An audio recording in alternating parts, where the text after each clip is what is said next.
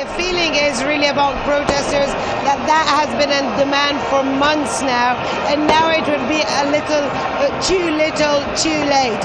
We just heard earlier in the day the leaders of the Tamarrud, the rebellion movement, who said it clearly. They will keep up the street pressure until President Morsi leaves, and they said that was not negotiable. And I think, the feeling among the opposition is that they are on a high and they need to keep up that momentum.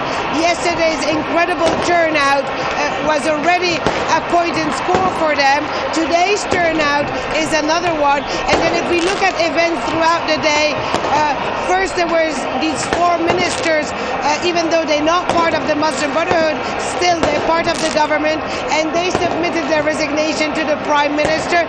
It's not clear yet whether he has accepted it or not. Those are the ministers of tourism, parliamentary affairs, telecommunication and environment. Then you had the statement of the army that said that it heard the people, that it will stand by the people, even though it was also very stern, that statement. It said clearly that the army will not be friendly with anyone who loses more time or anyone who does not want to sit at the negotiating table. And then you had the incredible parade that happened earlier, also of these helicopters in the sky, and that for the protesters here was one of the upshots of the day.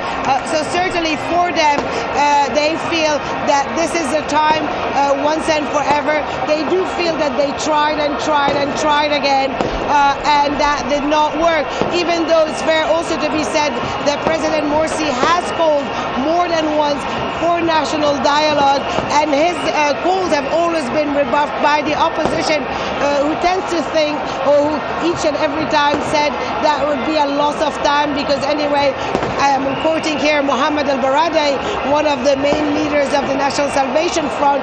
He said when they go to the negotiation table, President Morsi pays them lip service. And I think at the core of the problem here is that you have these two parallel Egypts that never managed to meet.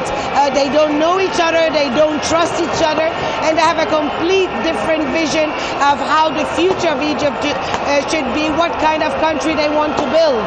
Well, Hoda, though, it's been a year on since Egypt's first democratically elected president. How do people feel about the possibility of Egypt returning to military intervention in politics, something which people struggled to get the military out of?